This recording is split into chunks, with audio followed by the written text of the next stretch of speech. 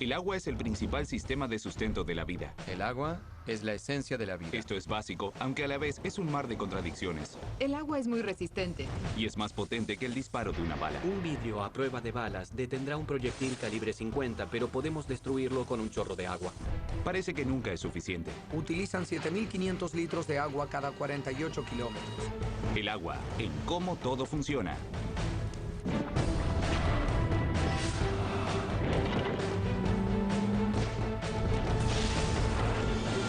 Cómo todo funciona. Plateada, intangible, líquida, el agua está a nuestro alrededor, pero sin embargo continúa siendo un misterio.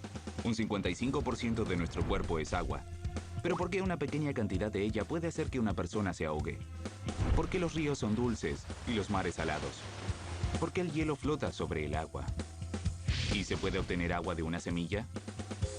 Todo esto lo responderemos a continuación. El agua es extraña. Se necesita una gran cantidad de agua para cultivar una manzana y una cantidad 50 veces mayor para obtener medio kilo de carne. Hay 6 veces más agua sobre nuestras cabezas que en los ríos bajo nuestros pies. Pensamos que conocemos bien el agua, pero no es así. El agua corta en dados, en rodajas, se evapora, gira y rocía. Pero para todos los animales y plantas del planeta, la esencia del agua sigue siendo mantenernos vivos. El agua, principal herramienta de corte. Un guardafangos de acero de una motocicleta. Y material de balística blindado diseñado a prueba de balas. Son uno de los materiales más resistentes que hay. Pero hoy han sido superados por una de las fuerzas más potentes del mundo. Olvídense de los baños de burbujas y las botellas de agua. Este es el laboratorio de investigación Flow International, líder mundial en UHP, corte por chorro de agua de alta presión. ¿Cómo se convierte el agua en una herramienta más potente que un soplete soldador o una hoja de sierra de punta de diamante? Es muy simple. Una bomba hidráulica recibe agua corriente y la presuriza. Para el agua, el incremento de presión a través de una pequeña abertura aumenta la velocidad. Y como bien recordamos de la escuela, la fuerza que actúa sobre un cuerpo es directamente proporcional a su aceleración, aumentando su capacidad de corte. Puedes tomar una fracción de las cataratas del Niágara y concentrarla en un delgado chorro que podrá cortar materiales muy resistentes. Al igual que para construir un rayo láser, la luz debe ser focalizada. El agua ejerce presión para salir por este pequeño agujero que está recubierto por una gema para evitar que se destroce al pasar el chorro de agua. Al igual que cuando presionamos la boquilla de una manguera de jardín con nuestro pulgar para concentrar la salida de agua, concentrar la salida del volumen de agua en un pequeño orificio produce el mismo efecto. En el extremo del chorro, el agua está circulando a mayor velocidad que cualquier avión reactor en Mach 4, a una velocidad 4 veces mayor que la velocidad del sonido, a una presión de 39.400 kilos por 6 centímetros cuadrados. Es uno de los chorros de agua más potentes de la Tierra. ¿Cómo puede el agua, el mismo líquido que tomamos y con el que nos bañamos, atravesar materiales que usamos para construir?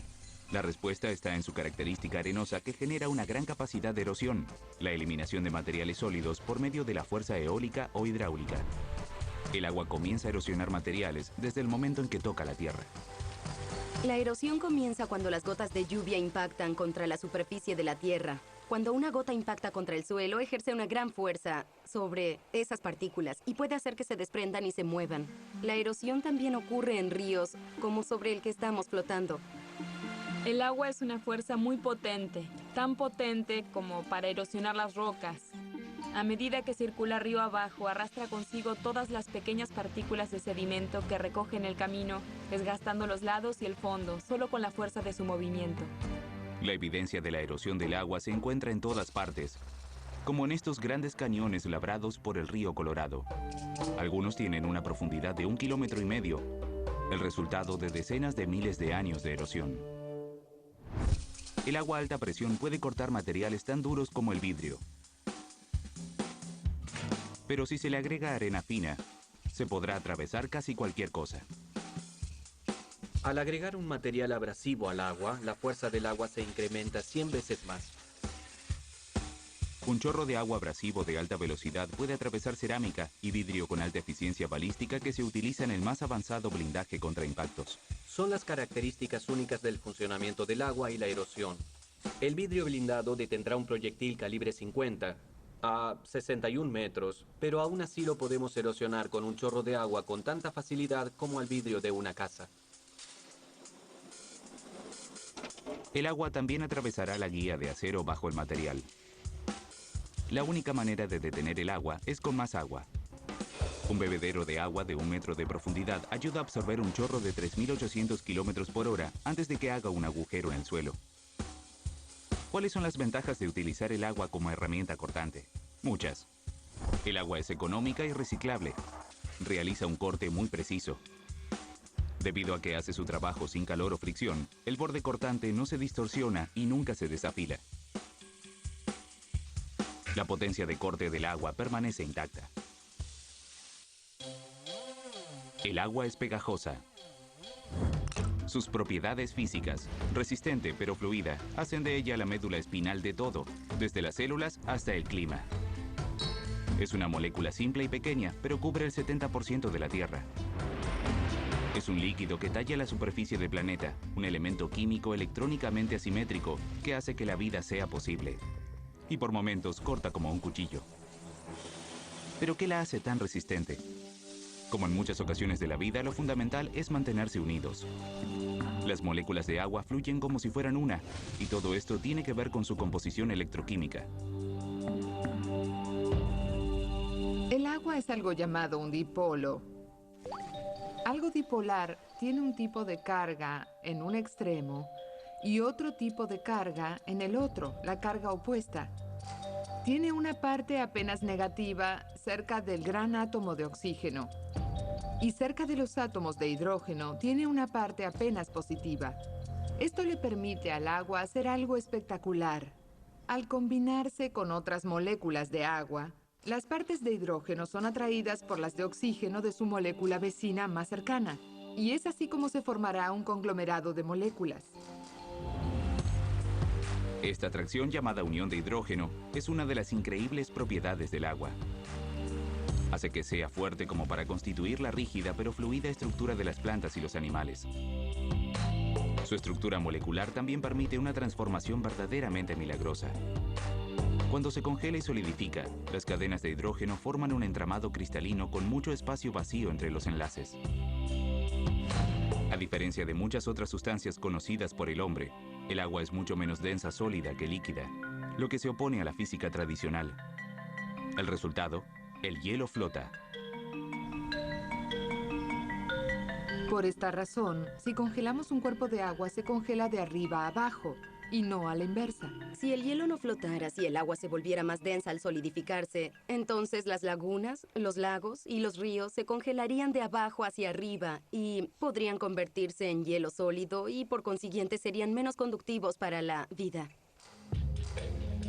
Las cadenas de hidrógeno posibilitan la vida. Pero debido a estas cadenas, el hidrógeno necesita mucho calor dependiendo del volumen, ya sea suministrado por una estufa o por el mismo sol para aumentar la temperatura del agua. Esta habilidad para absorber el calor se llama capacidad calorífica. El agua tiene la segunda capacidad calorífica más alta de todas las sustancias comunes en la superficie de la Tierra. El amonio, en realidad, es la sustancia de mayor capacidad calorífica. Y por eso utilizamos agua para refrigerar motores internos de combustión, plantas de energía y para el cuerpo humano. La evaporación de la transpiración regula nuestra temperatura.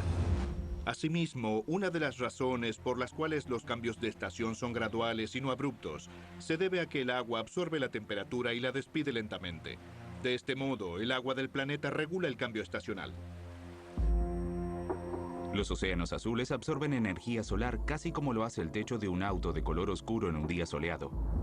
Actuando como el motor de calor del planeta, hace circular las corrientes de agua, de aire y las precipitaciones. El sol hace que el agua del rocío, arroyos, lagunas, océanos y lagos se evapore. El agua en estado gaseoso asciende, se enfría, forma nubes y eventualmente se condensa en gotas de lluvia o copos de nieve. Toda el agua vuelve a la Tierra de un modo u otro. Ya sea para ser absorbida por el suelo o para flotar en la superficie de lagos y arroyos, el agua encuentra su camino de regreso al océano. Se habrán dado cuenta de que el agua significa vida. Para comenzar, es el medio perfecto en el que se origina y se transforma la vida. ¿Por qué?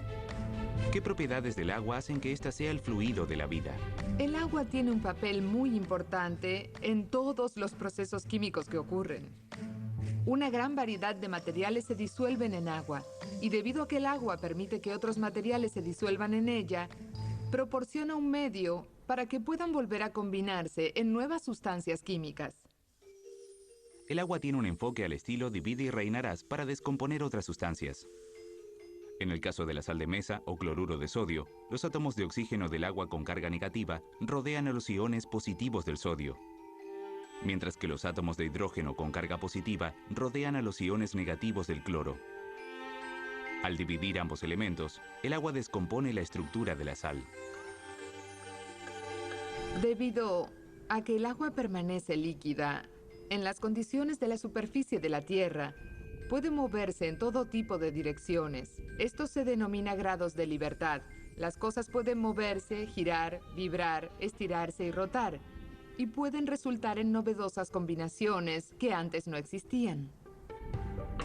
Esto seguramente ayudó en los comienzos de la vida en el planeta. Los químicos, la materia prima que compone la vida, estaban en permanente movimiento, golpeándose entre sí y conformando nuevos productos químicos. Luego de millones de años, ese proceso puede terminar en seres vivos. Pero para ver la función procreadora de vida del agua, debemos observar el reino vegetal. La función del agua en una planta es estructural. La célula de la planta es como un globo de agua. Mantiene su forma debido a la presión dentro de la célula que empuja hacia la rígida pared de celulosa. El agua transforma la luz solar en alimento. El agua también tiene una capacidad reactiva casi mágica. En otras palabras, fomenta reacciones químicas que cambian la naturaleza de otras cosas. Como por ejemplo, la transformación química que el agua posibilita que se realice en el interior de la planta. Las plantas fabrican su propio alimento utilizando la luz. Esto se llama fotosíntesis. Al realizar este proceso, toman el hidrógeno del oxígeno en el agua y luego lo combinan con el dióxido de carbono en el aire para hacer azúcar. Esto es la alquimia. Afortunadamente para los animales, la reacción química también libera oxígeno como producto de desecho. Es una maravillosa relación entre plantas y animales, impulsada por el agua. Pero las plantas y los animales tienen otro gran impacto en la atmósfera. Utilizando un increíble sistema, las plantas transportan agua desde sus raíces hasta las hojas, donde se realiza la fotosíntesis. El agua, con su alta tensión de superficie, la cualidad elástica de un líquido que lo hace difícil de ser penetrado, puede viajar por el sistema vascular de hasta el más alto de los árboles. Una vez en lo alto, se evapora por las hojas o agujas y vuelve al aire. Una sola secoya libera hasta 1900 litros de este líquido en un día. Pero ¿cómo llega allí arriba? Por medio de una bomba hidráulica que funciona a energía solar. Las moléculas de agua se atraen entre sí. Por cada molécula de agua que sale de la columna líquida de la hoja, otra molécula sube. Y el resultado neto es que al evaporarse todo el agua de la superficie de la hoja, hay una gran cantidad de agua circulando desde la tierra hacia las raíces y eventualmente hacia el exterior por las hojas. Este silencioso e invisible movimiento ascendente, molécula por molécula de agua de una planta, representa el uso más importante que el ser humano le da al agua. Como materia prima, ninguna función se compara con el riego, en especial en el oeste de los Estados Unidos. Si observamos el agua utilizada, por ejemplo, en el estado de California, o Utah o Arizona, la gran mayoría de agua para uso de los seres humanos es destinada al riego. En el estado de California, tal vez el 80% de la utilización de agua, o tal vez más, está destinado al riego para los cultivos. En otras palabras, la gran mayoría de nuestra agua se convierte en alimento. Pero esto no es tan simple. Para cultivar solo una manzana se necesitan 95 litros de agua. Y para cada kilo de carne, unos 4.500 litros de agua. Y en los Estados Unidos, debido a que tenemos un contenido elevado de carne en nuestra dieta, cada día consumimos unos 6.000 litros de agua por persona solo para producir todos los alimentos que consumimos. Aún en los desiertos hay agua. California, que cultiva la mayoría de los productos frescos del país, ha sido bendecida con un suelo fértil con posibilidad de cultivo durante todo el año. Pero el estado Dorado y sus vecinos, desde Nevada a Colorado, no tienen mucha agua. O con más exactitud, el agua tiende a caer aquí, en lo alto en las montañas, a 4.200 metros de altura. El resto de la región, salvo pocas excepciones, fluctúa entre semiárido a desértico. La solución ante la desigual distribución de agua fue represar los pocos y preciados ríos de la región, incluyendo el río Colorado, y desviar su curso por miles de kilómetros hacia tierras con niveles de lluvia tan escasos como 178 milímetros de agua por año. A pesar de que hay métodos más eficientes como el riego por aspersión, la técnica más utilizada continúa siendo el riego por inundación o por surcos. Una suave inclinación en los campos simplemente permite que la gravedad haga circular el agua por las filas. A medida que el agua avanza por los surcos, humedece el suelo aledaño.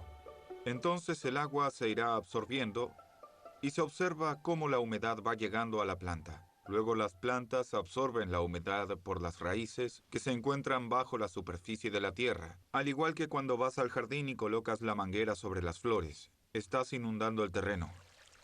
Inundas un área controlada, a diferencia de cuando inundas todo el campo, que no hay control. El control aquí está dado por los surcos.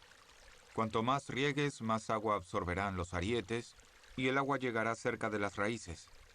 Hay ventajas. Es uno de los métodos más económicos. Es intensivo. Por esa razón verán que este tipo de riego predomina en el estado. Pero el transformar el terreno con la ayuda del riego tiene serias consecuencias que deben solucionarse. Una de las cosas que ocurren cuando comenzamos a regar la tierra en un clima semiárido como este es que estamos agregando mucha más agua que la que naturalmente había allí. Y el agua de riego puede disolver tanto los minerales como la sal que tiene el suelo. Y el agua salada es arrastrada de regreso a los ríos. Y vemos que los ríos que están drenando el agua de riego de tierras de cultivo agrícola tendrán altas concentraciones salinas. El nivel de salinidad del río Colorado al llegar a México es un ejemplo de un alto nivel de salinidad que hizo necesaria una planta de desalinización. Si este sistema de agua subterráneo no elimina el agua salada, se acumula y compromete el sistema de agua subterránea. El agua puede emerger a la superficie y causar problemas y ahogar las plantas. Esa es una desventaja muy seria. Al analizar la escala de la administración del agua en el mundo o a través de la historia, tal vez te detengas en Roma y sus acueductos. Pero estos quedan opacados al compararlos con los proyectos de agua en el oeste de Estados Unidos. La joya arquitectónica en este tipo de sistema es la presa Hoover. Aunque se terminó de construir hace 70 años, continúa siendo uno de los logros más asombrosos.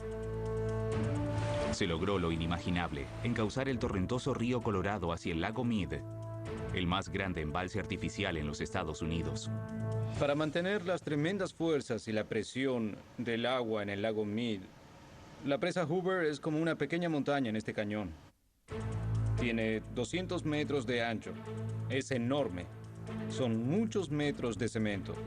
Es muy sólida y tiene una altura de más de 200 metros. Esto debe soportar en la base una presión de agua de cerca de 20.400 kilogramos, porque detrás de ella se encuentra el lago Mead, que se extiende por alrededor de 170 kilómetros y contiene unos 35 kilómetros cúbicos de agua en su máxima capacidad. No es solo una hazaña de la ingeniería, debido a su tamaño, sino también por las fuerzas que debe soportar. Es algo increíble. La presa fue construida primordialmente para traer las aguas del río Colorado hacia las tierras secas de las granjas y las ciudades de California, Nevada y Arizona. En la actualidad, el agua del río Colorado suple por lo menos al 25% de los productos frescos del país. Según la época del año, tal vez hasta el 50%. Es una gran porción del suministro alimenticio de nuestro país, gracias al río Colorado, que ahora es controlado por la presa Hoover. El agua hará florecer al desierto siempre que sea posible desviarla. El río Colorado resplandece bajo el sol del verano. Es una joya con muchas facetas debido a que las aguas del río son impredecibles. A pesar de que suelo remar en este río casi todos los días, nunca me aburro de su belleza. No encuentras esto en otro lado. Pero a la vuelta de la esquina, el agua puede convertirse en el peor enemigo. La suave corriente se transforma en caóticos rápidos. No puedo pensar en ninguna fuerza que encuentre todos los días que siquiera se acerque a la potencia de este río. Le das la espalda una vez, cometes una pequeña equivocación y puedes verte en serios problemas. ¿Qué cambio físico hace que el agua de repente tome altas velocidades? Los rápidos se forman en general por una combinación de 3 fuerzas diferentes o acciones que se realizan dentro del agua. La primera es una caída con pendiente. Si la pendiente es pronunciada, puedes obtener una corriente muy pero muy rápida. En segundo lugar, está la presión. Diferentes capas de rocas pueden angostar los canales. En una curva pronunciada, el agua puede ser oprimida por el estrecho canal. Y el tercer elemento son las obstrucciones, las rocas que se desprenden de los acantilados y que son arrastradas hacia el río por inundaciones repentinas. A mayor pendiente, mayor velocidad. El río Colorado tiene una de las pendientes más pronunciadas entre los principales ríos de los Estados Unidos, con una caída desde los 3.900 metros de altura entre las montañas rocosas y el Golfo de California. Los otros dos factores, la opresión y la obstrucción, convierten al río Colorado en un paseo en montaña rusa. Es realmente incomprensible. Si tratas de comprimir un volumen de agua, este no se reduce en tamaño como otros materiales. El módulo de elasticidad volumétrico es una función que mide cuán incomprimible algo es. El agua es muy resistente. Puede escurrirse mucho, pero si contiene su volumen, no puedes comprimirla demasiado. Hasta los metales más duros se pueden comprimir. ¿Por qué el agua no? Su unión dipolo hace que circule con gran fuerza a través de aquello que está tratando de contenerla. Por ejemplo, un estrecho cañón, piedras en el lecho del río o una planta de energía. El agua genera electricidad.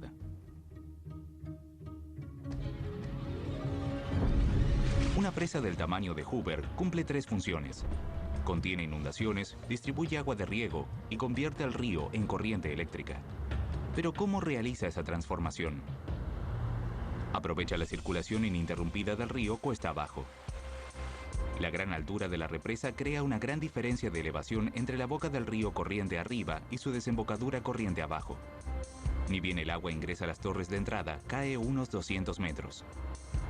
La energía potencial que se almacena en una reserva es proporcional a la masa del agua que es almacenada en la reserva. La energía potencial es la masa, la aceleración de gravedad y la altura a la que se acumula el agua. En otras palabras, a mayor cantidad de agua y más pronunciada la caída, mayor energía se obtiene. Esa energía potencial se convierte en energía cinética a medida que el agua circula cuesta abajo. La velocidad del agua causada por la gravedad se incrementa por la opresión de las estrechas cañerías por las que tiene que circular. No se puede comprimir, pero lo que ocurre es que para que ese mismo volumen de agua entre en un área más pequeña, debe moverse rápido. Lo mismo ocurre cuando se la utiliza para la energía hidroeléctrica. Cuando el agua ingresa a una de las 17 turbinas generadoras, está circulando a 96 kilómetros por hora. La velocidad y la presión del agua son lo suficientemente potentes para rotar estos ejes 180 veces por minuto. Cada eje hace girar un rotor construido con grandes electroimanes, rodeado de una espiral de alambre de cobre.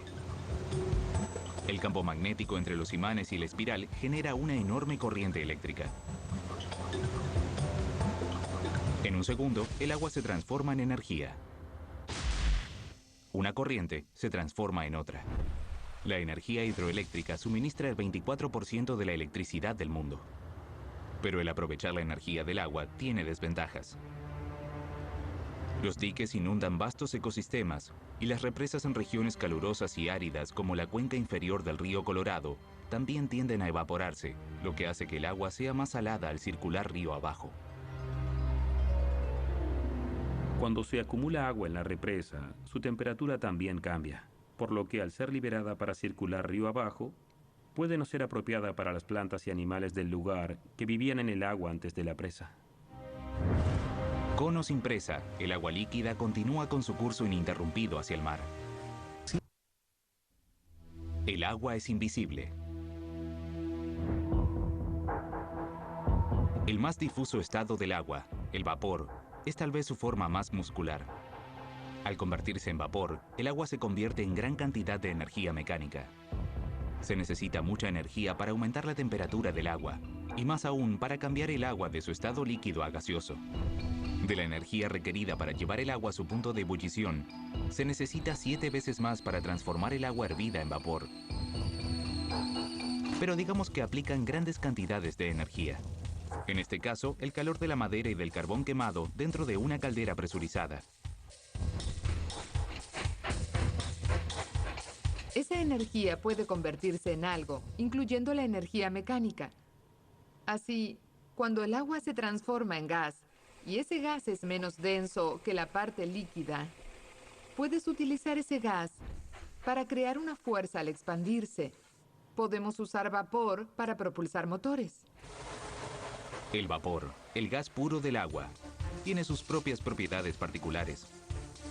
Al expandirse ocupa 1600 veces el volumen del agua líquida, dando un puntapié mecánico que puede ser aprovechado para el trabajo. Esa es la idea detrás de la máquina que cambió al mundo para siempre, la locomotora de vapor. En motores de automóviles como este, la idea comienza con el agua, con grandes cantidades. Estamos parados sobre el tanque Tender. Es un gran tanque en forma de U que contiene alrededor de 7.500 litros. El agua se bombea del tanque Tender a la caldera. Una fuente de energía, madera o carbón, se prepara para ser quemada. Colocamos fuego debajo de él y hervimos el agua. Cuando capturas el agua en expansión, la presión empuja contra algo sólido al expandirse y de esa manera obtenemos movimiento.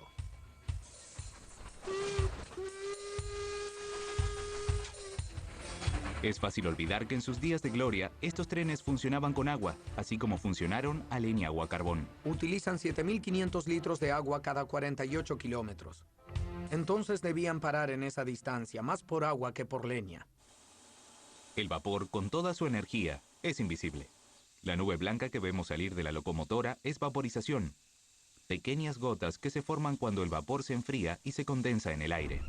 Si se observa el pico de una tetera humeante, el lugar donde parece no haber nada, eso es vapor. El agua se puede convertir en copos de nieve gigantes. En el extremo opuesto del ciclo vital, el agua toma una expresión más visible en el hielo. Su forma sólida tiene mucho que ver en cómo está distribuida en el mundo. Y recuerden, es menos densa en su estado sólido que líquido. Entonces, ¿a dónde va el agua para aminorar la marcha y relajarse? No debería sorprenderse, a Canadá, donde podrá encontrar el 20% del agua dulce del mundo, mucha de ella congelada formando glaciares. Quedan muchos glaciares en el oeste de Canadá. Hay más de 5.000 glaciares en las montañas que separan a las grandes llanuras del Océano Pacífico. Pero la masa de hielo más grande en la región es el campo de hielo de Columbia. Se extiende en una superficie de 325 kilómetros cuadrados y en algunos lugares tiene casi 1.000 metros de profundidad. El campo de hielo de Columbia es el ápice de los Estados Unidos o la triple línea divisoria. Lo que significa que desde esta cumbre de 3.600 metros de altura, el hielo al derretirse alimentará 3 océanos diferentes, el Ártico, el Pacífico y el Atlántico. Es un fenómeno increíblemente raro. Los glaciares se forman por la acumulación de nieve. Se acumula, se comprime por su propio peso y comienza a convertirse en hielo. Y a medida que esa acumulación continúa y sobrepasa los 30 metros, el hielo comenzará a cambiar su forma y características internas y comenzará a flotar. Esta agua fue capturada por el aire frío donde ha estado atrapada por decenas de miles de años. Pero a pesar de su apariencia sólida, aún puede flotar. Los glaciares se mueven. Son ríos de hielo que se mueven lentamente y de manera similar a los ríos líquidos, erosionan valles y praderas. Los glaciares, con su lento pero continuo derretimiento en el verano, son de vital importancia para la distribución de agua en la Tierra. De hecho, el 75% del agua dulce del mundo está acumulada en glaciares. El campo de hielo de Columbia es muy particular. El agua aquí es lo suficientemente pura para beberla directamente del arroyo. Agua por todos lados, y ni una gota para beber. Las plantas de desalinización tal vez estarán preguntándose lo mismo. Vimos el implacable paso del agua desde los glaciares hasta el derretimiento de la nieve en turbulentos ríos. Toda esa agua dulce encuentra su camino al océano. Entonces, ¿por qué toda esa agua que conforma el 97% del agua mundial es demasiado salada para beberse? Los océanos se han vuelto salados debido a que el agua de lluvia y la fuerza eólica y otras fuerzas erosionan la tierra, que es básicamente un conjunto de rocas. Y esos materiales se descomponen. Sus constituyentes químicos son arrastrados al océano y allí se quedan. Muchos de estos minerales son sales, incluyendo cloro, magnesio, potasio y sodio. Durante cientos de millones de años, los océanos se han vuelto gradualmente más salados debido a que el sol vaporiza el agua dulce por medio de la evaporación. El agua continúa su ciclo, pero las sales quedan y se acumulan. Los seres humanos encontraron un modo de convertir el agua de mar en potable y hasta sabrosa. Este proceso se llama desalinización. Esta es la planta de la Bahía de Tampa, la planta más grande de desalinización de los Estados Unidos. Ya no llueve como solía llover, hay mucha sequía últimamente. Y por eso estamos llevando el agua de mar de la bahía aquí en Tampa. Y le quitamos la sal para obtener agua potable para cubrir las necesidades de nuestra región. Por día succiona más de 166 millones de litros de agua de una planta de energía cercana que se utiliza para refrigerar las calderas que queman carbón. El agua de mar crudo proveniente de la planta de energía ingresa en nuestra planta. Esta es la primera etapa del proceso de pretratamiento y agregamos productos químicos. Hipoclorito de sodio y cloro férrico. El hipoclorito de sodio es un blanqueador. Estamos tratando que las partículas se vuelvan a unir, se vuelvan más pesadas y se acumulen abajo. Luego se filtran las conchas y desperdicios de mayor tamaño. El agua circula por estos filtros de arena. Los granos de arena filtran algunas partículas y parte de la sal.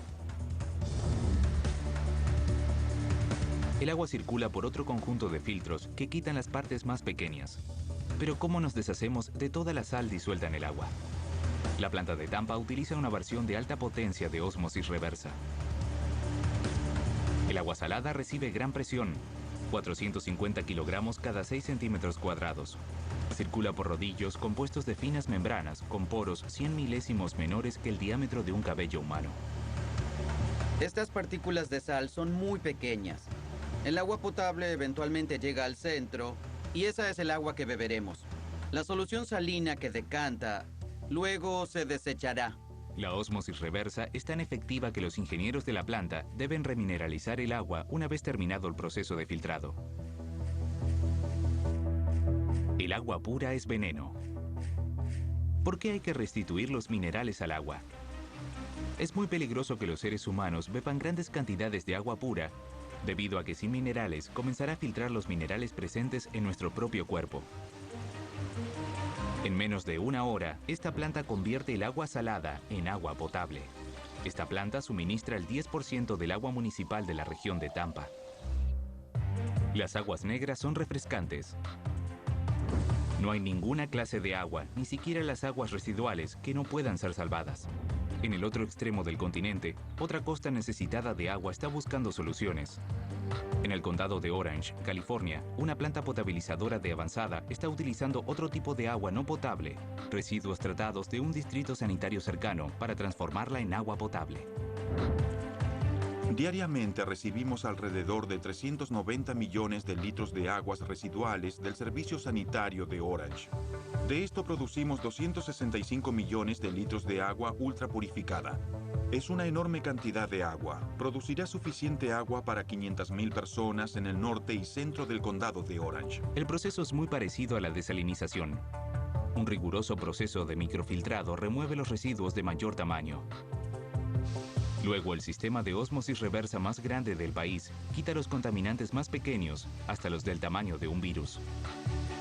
Una vez que pasa por el proceso de ósmosis reversa, es muy pura.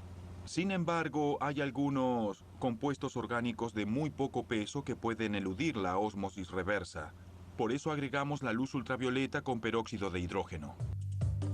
En este paso final, fotones individuales de la luz ultravioleta combinados con peróxido de hidrógeno neutralizan cualquier compuesto químico residual no deseado. Aquellas aguas residuales son más puras que cualquier agua de grifo o de botella. Debemos remover muchos compuestos una y otra vez, trillones de veces. No millones ni billones, sino trillones. Yo siempre bebo el agua de esta planta. Tenemos una pileta para degustar el agua. De hecho, me gustaría beber antes de concluir con la entrevista. Hombre de palabra. Escépticos de la tecnología del baño al grifo no tienen de qué preocuparse. Aunque es pura, no va directamente al suministro municipal. Para verificar su pureza, es sometida a un nuevo proceso de filtrado. La mitad de esta agua es bombeada por 20 kilómetros hasta esta cuenca en Anaheim, donde se infiltra de manera subterránea de regreso en el acuífero local. Un acuífero es una capa de arena o grava u otro material permeable que puede transmitir el agua efectivamente, principalmente transmitir el agua a un pozo. El agua se filtra por las capas de arena y grava, recibiendo otra forma de filtrado antes de llegar al suministro municipal de agua. La otra mitad es bombeada a una barrera subterránea que protege al acuífero local de ser invadido por agua salada. Si el nivel de agua en la cuenca se encuentra bajo el nivel del mar, habrá una gradiente para que el agua circule del océano a través del acuífero hacia la cuenca de agua. Entonces inyectamos agua para crear una barrera hidráulica para que ésta evite que el agua de mar llegue a los acuíferos y luego a la cuenca. En las regiones como el sur de California, que dependen del derretimiento de nieve para obtener la mayoría del agua que necesitan, cualquier agua local es crucial. Si esta planta de reciclaje no existiera, se desecharían alrededor de 390 millones de litros de aguas residuales al océano. En cambio, el agua recientemente purificada queda dentro del sistema de agua dulce local. En las regiones de sequías, cada gota cuenta. El próximo vaso de agua que se tome podría ser agua residual o agua de mar tratada, y podría ser hasta más pura que la costosa botella de agua. Si miramos hacia la atmósfera, lo que se ve son cielos líquidos. Si solo pudiéramos aprovechar ese vapor de agua para favorecer a las regiones áridas. Sí, lo podemos lograr colocando pequeñas semillas en las nubes. Algunos científicos estiman que el agua que está flotando en la atmósfera es 6 veces mayor que la que está flotando en todos los ríos del mundo. Pero la mayoría del agua en el aire es vapor. Cuando ese vapor sube a la atmósfera, se enfría y se condensa en pequeñas gotas de agua o hielo, cada una de 200 centésimas de milímetros de ancho. Estas gotas se concentran en lo que vemos como nubes. Pero ¿cómo se transforman las nubes en lluvia? No es tan simple. En una de las muchas propiedades particulares del agua, las pequeñas gotas se deben formar alrededor de una pequeña imperfección, una pizca de polvo o desechos llamado núcleo de condensación de las nubes. Así la nube se volverá densa y caerá agua del cielo. Este truco de la naturaleza no está ocurriendo con la frecuencia necesaria en algunos lugares del planeta, como por ejemplo en las llanuras del sur de Texas, que sufrió severas sequías en los últimos años. Para peor, el acuífero Ogallala, que provee de agua de riego a 8 de los estados del oeste, incluyendo Texas, se está vaciando tan rápidamente que la lluvia no alcanza a llenarlo. Entonces, Gary Walker y su compañía SOAR realizan la versión de última generación de la danza de la lluvia para tratar de obtener agua de las nubes que no quieren producir lluvia. En esta área, las dos fuentes principales de agua son el acuífero Ogallala, que es un acuífero subterráneo, y el agua de lluvia. Posiblemente dentro de 10 o 20 años no se podrá bombear suficiente agua del acuífero para propósitos de riego. La solución propuesta por SOAR se conoce como lluvia de semillas. Gary va a volar su avión Piper hacia una nube con bengalas de yoduro de plata. Las partículas de yoduro de plata actuarán como el núcleo de condensación de las nubes. Las partículas son extremadamente pequeñas. Hay alrededor de 13 trillones de partículas de yoduro de plata en esta bengala de 20 gramos. Estamos listos para comenzar la misión. Pero primero el avión debe encontrar una nube apropiada a una altitud de 5.400 metros, donde las gotas congeladas de agua podrían estar listas para formar gotas de lluvia. El meteorólogo James Dryden guía el avión de Gary Walker en posición. Semilla 1, te estás aproximando a la frontera con Nuevo México, así que necesitamos mantener el rumbo y voltear. Debemos llevarte hacia el sur de la tormenta. La ruta sería la 203 a 9 millas marinas. Bien, Charlie. Penetraremos a alrededor de 11.000. Gary dispara las bengalas de yoduro de plata hacia las nubes. Aquí va una bengala, 305 metros por minuto. Y aquí va otra. Las corrientes de aire elevan las partículas de yoduro de plata hacia las regiones superiores de las nubes. Si las condiciones son apropiadas, veremos lluvia en menos de 45 minutos. Pero hoy no hay suficiente vapor de agua para formar gotas de lluvia. Otro día seco en Texas. Pero el programa de semillas ha provocado un importante cambio.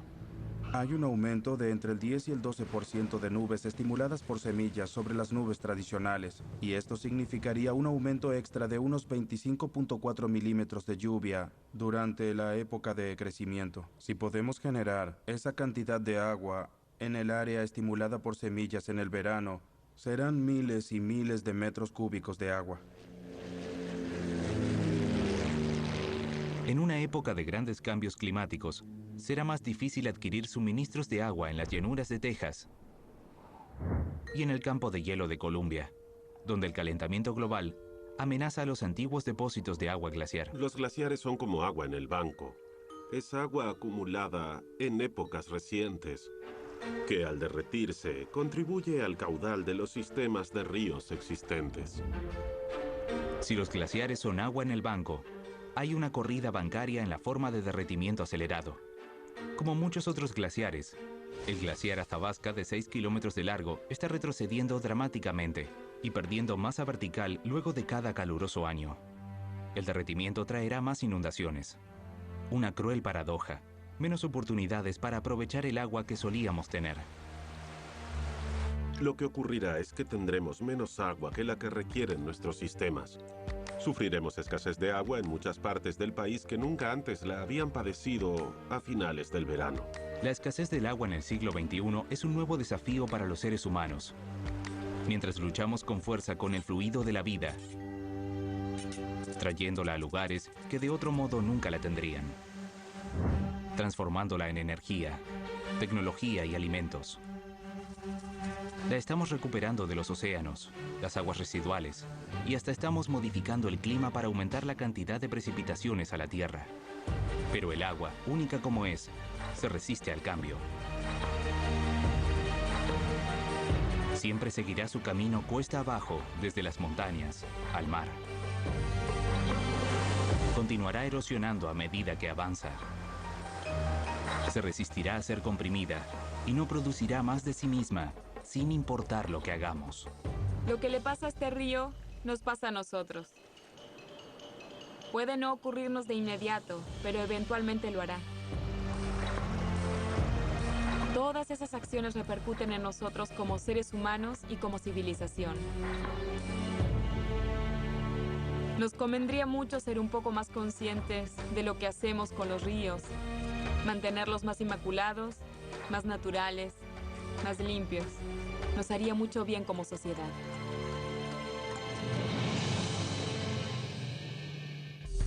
Doblado al español en Civisa Media.